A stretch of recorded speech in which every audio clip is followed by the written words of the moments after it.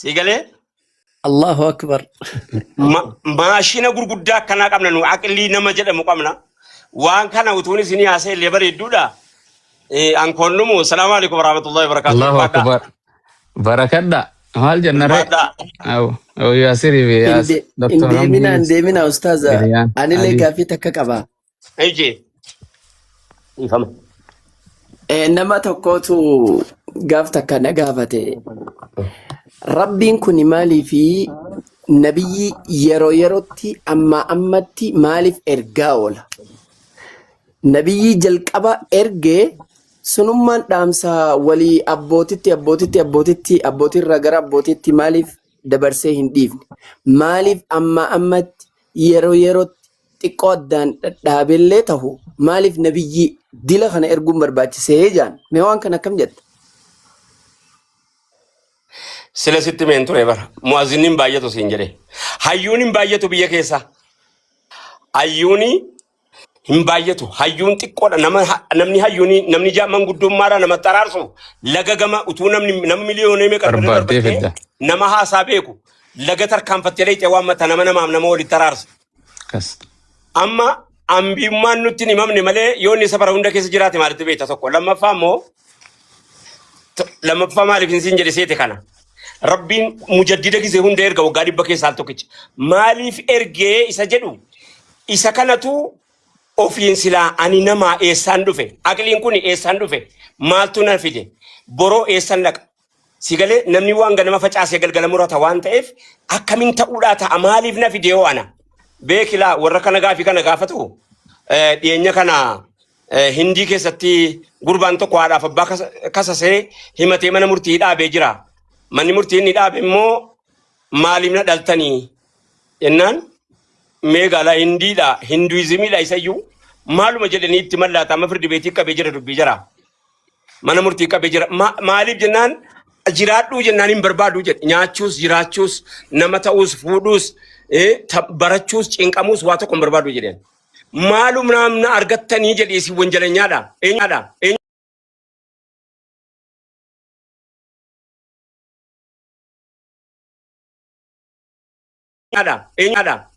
waan jedhitti ba'e hin barre miidiyaa fayyakkarraa cufuutti jiranii maali jennaan fokkuun akkanaa takkaan jiru kaasa siigaleera dubbiin sadarkaa kana jira namni waa gaafata maamna argattanii jedha maaluma amna argattan ansin arganne jechuutti argameera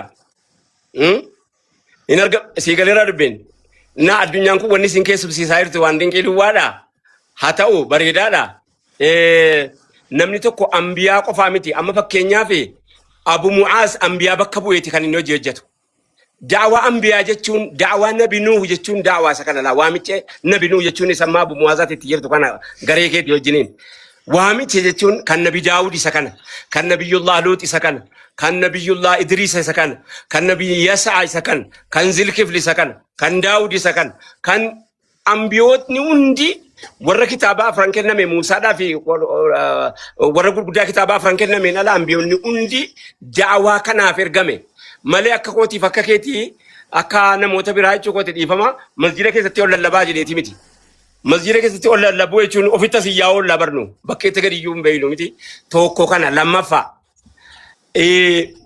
mee garaagarummaan keenyaaf garaagarummaan jari'aati waamaa jirtu eenyumni elaa yoo khiyaanaa ta'e wajjin qabna yoo fokkina ta'e wajjin qabna jiraannee jireenya agarsiisan jiru waan ta'eef silaa yeroo namni bakkeedhaa waamicha waamu ati immoo islaama taata namni gariin immoo biraa islaama ta'a islaama jechuun maal akka ta'e kan daangaa namaa eegu kan namooma beeku kan ollaa kiristaanaaf islaamaa utuu hin jedhin namoomaan yaaduuf kan beela ollaa beela'u kiristaanaa islaama ta'ullee kan rakkoo ollaa rakkatu kan jireenya waliinii beeku siigaleera dubbiin kun hundi jireenyi nurkaa fuudhamee jennaan da'waa lallabuu qofitti achi galtanii mijool jireenya mataan isaa da'waadha islaama ta'uun qofti utuu waa tokko hin dabalatin ofii da'waadha maaliif gaafa ati nama gaarii taate namni nama gaarii hin dhabuu hin danda'u dhabuun fedhu nama gaarii nama jaallata nama gaarii namni ofirraa hambisu kanaaf atumti islaama taatee jiraachuun utuu waamichi tokko hin jiraatin da'waadha maaliif akka kee ta'uu hawwa namni nummoo akka asteenyeeti maa Faransaaytti lennee yennaadhuma salaan nu qiblaatti salaan na malee yennaa uffannu yennaa fuunu yennaa heerumnu yennaa kennannu maa Faransaayidhaam keenya beeloodhaam keenya bara bibikoo Ameerikaaniidhaam of course jedhaa deemnaam jara faranjii ta'uu xiqqeenya filannee bara faranjii ta'uu gaarii seene jara abumuwaas ta'uu kana waan gaarii see ajirra namni gisee bade yeroo of ta'uu wallaale namas hin ta'u bara namas hin ta'u. Xiqqeenya quraana baattee xiqqeenya gaafa filatte quraana baattee gaafa salphina filatte faranjii ta'uu filatta faranjii ta'uu barbaadda tokkotu jedhan shaamini biroo gaaf tokko ayi utuudhuman sareetti faranjii kana ta'e jedhe saree si makiinaa keessaa tokko argee jedhani shaamintu dubbataan naga'e gaabbeenaa ta'e naanii tokko moo bira jira wallaahi utuudhuma saree taate si biyya keenya addi keera teessu taata malee amma namichi sun sareedhaan garaagarummaa qabaa jedheen fudhadhu hangama kootiin dhiifamallee naaf godhu yoo jiraata. Maaliif namni nama ta'uu ofiitii wajjin sarummaa filate, hayawaanummaa filate, beeyladaa ta'uu filate, namooma gane, namooma baqateeni namni akka kanaa isuma wajjiniin addunyaan kun biliyoona meeqa itti lakkaa'amaa jirti naa jetti lubbuun namuma akkanaati wajjiniin. Taaka gaafii naasirraan olee anoo maaliin oomishaa ilmaaf abbaa gaarii taatee haadha manaa keetiif abbaa manaa gaarii taatee taanaan itti deemaa jirta hin barsiifanna nurkaa ba'e malee keenyaa quba qabaadha.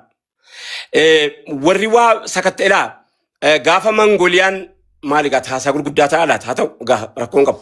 Gaafa mangoliyaan gaafa dhuftee Taataar mootummaan Taataar gaafa dhuftee Sooriyaadhaa fi Iraaqii fi naannoo Sharqa Lawsat kana qabattu jalqaba qorannoo ummata islaamaati kan isiin baharitti naqxe.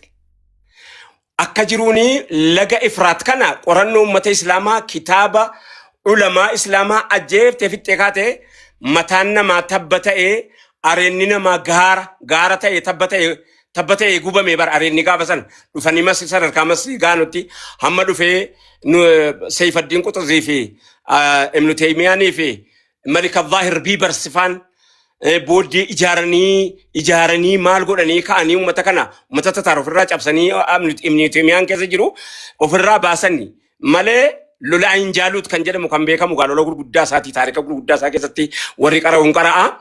Namni kaleessa ofii hin beekne ijoollee hadhaa ofii beekuu hin danda'u. Bakka dhufe nama beekutu bakka dhaqu qabaa bara. Namni bakka dhufe beeku immoo bakka ga'ee beeka. Namni bakka ga'ee beeku immoo bakka dhaqu beeka. Akkana bara. So karaa laaftuu dhufne as hin geenye. Daawwanati ammatti jirtu kun karaa laaftuutti dhufe as hin geenye. Abiibi waan dhiirtii keessa dabarfatte uummanni Ispeen waggaa 800 Ispeeniin bulchine dhaggeeffadhu. Uummatumti keenya abbootiin kee waggaa 800 bulchine sana keessa gaafa Ispeenitti duulanii naqanii magaalaa Andalus qabatanu ilmi namaa bar rifeensaan fayyii dubartii rarraafamtee rifeensaan namni rarraafamaa takka mataa siitiin dubartii mataa rifeensa dheertu mukatti rarraasanii sa'aa meeqa turtee duuti laatafaa jedhanii qorannoo qoratanii bara.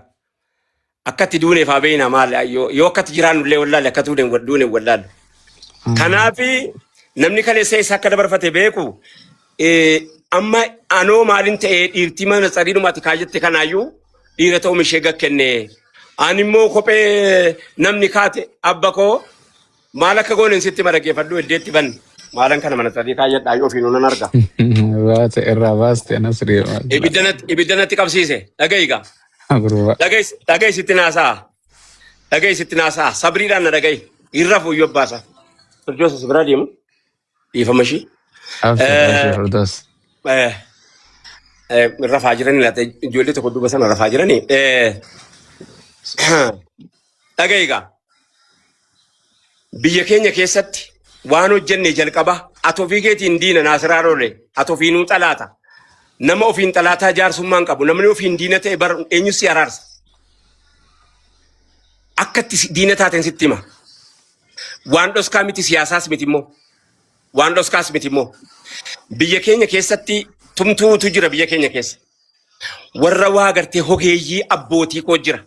Warra jajjabaa biyya keenya keessatti maaliif alarraa waa binna jedhee hordaa lafaan qotatan gindoo waanjoo waan ati silaa faranjii irraa haajomtu kana hundasaa warra biyya keenyatti oomishu jira. Jara sana maqaatti baafnee tumtuudha jennee intalarraa fuchuu baqanne gadi aantuudha jennee. achumaanii salphadheen jiraadaa jedhanii hogeessa ofii dhiisanii ogummaa ofii baqatanii tokko jedhe. Biyya keenya keessatti uffata faranjiirran irrafnuu jettee uummanni Islaamaa dur Arsiin mootummaa Dawwaroo keessa uffata alaan bittu. Mootummaa Dawwaroo keessa uffata alaan bittu. Saantima ofiisiitiif qabdi. Saantima 5,000 akka lakkoofsa Dawwarootti loon tokko bitatta. Dawwaroo mootummaa Dawwaroo keessatti. Mootummaa Arsii jechuukooti. Sharkaa miti, arraabinni miti, ifaatii miti, maaloo miti. Arsiin mataa Arsii keessatti gaafa sanaa Naasir Aarolee eegana gaafattee dhaga'i. Baaleen sharqa lawsatitti jirbii ergiti. Baaleen sababa Somaalee barbaraa kana hunda Baalee bulcha. Ilkarree jedhanii hamma dhaqee Jijjigaa ga'utti Baalee bulcha. Bulchiinsa ofii kana keessatti baharbarrii mataasii qabdi Baaleen. Baharbarrii mataasii kanaani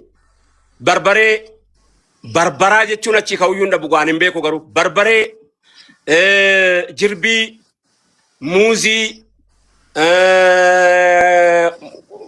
gogaa waan adda addaa achiini barbaraadhaani Falastiin Turkii Arabaa biyya Arabaa dawlaa Arabaa akka jennu Khaliija Iraaqii jirbii Baaleetu asii dhaqee abba koo barbaadii dubbisii yoo argatte jirbii Baaleetu asii dhaqee uffata ofifneerraa akkati jettuufani kaleessa uffata iyyuu itti ofiseeraa bankoo ana takka na ta'e malee akkati jettuufani wanta akkana sitti meef hadha jirbiin biyya keenya keessa jiraama shammaanee isii uffata dhooftu arrabsinee intararraa fuuchuu dhibnaan biyya keessaan banneema maaliifi shammaanee faranjiitu hojjete faranjiin akka nu biyya keessatti waan oomishanne akka an calaatas irratti ta'u yoo ta'e ogeessa taate an diina keeti maaliif gadaantuun siin jedha ati immoo gadaanummaadhaa mannaa jetteeti sibiila baqatta shammaanee baqatta hogeessa baqatta oguma baqatta jarraa awurooppilaanii tolcheenuu fida aniifati immoo sibiila gindoo tolfachuudhaaf warra rabsina dhaggeeffadhu kan jaraa halaala awurooppilaanii tolchaka makiinaa tolchaa waan arge tolcha kan jaraa halaala kootiif kee walirratti waraama dhaggeeffadhu kana qofaa miti wanni nuu taane biyya keenya keessatti ofii isaatiif waa hojjetete kalloo Arsiin amma kalloo tokko kan isin uffattu tokko agartan taanaan aadaa ta'ee hafee miti uffata keenya asliidha.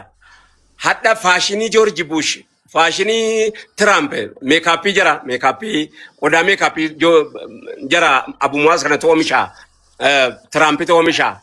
Tiraamp qodaa meekaappii nutti gurgurachuu fi kalloo keenya akka nu arrabsine godhe jalqaba.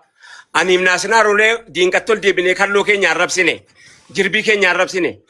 Tumtuu keenya arrabsine achumaanii hojii nu dhiifnee jennaan achi bitannee veeloodha jennee faashiniidha jennee uffanna jarri akka nu aniifatti akkana yaanne anaafsi dura kubbaa kaa'u yeroo nu kubbaa laalu nummoo kubbaa jaraatu nu immoo hin taphatu taanee fi haara galfachiifne kaa taphatanu abbaasaa waggaa dheeraa hojjetatanii dhufanii kana waggaa dheeraa hojjetanii dhufan kana qofaa miti sitti lakkaa dhaggeeffadhu ati waa haaraa oomishee waa softaa madaabaraa nama madaabaraa jedhame kuni madaabaraati malee madaabaraa miti.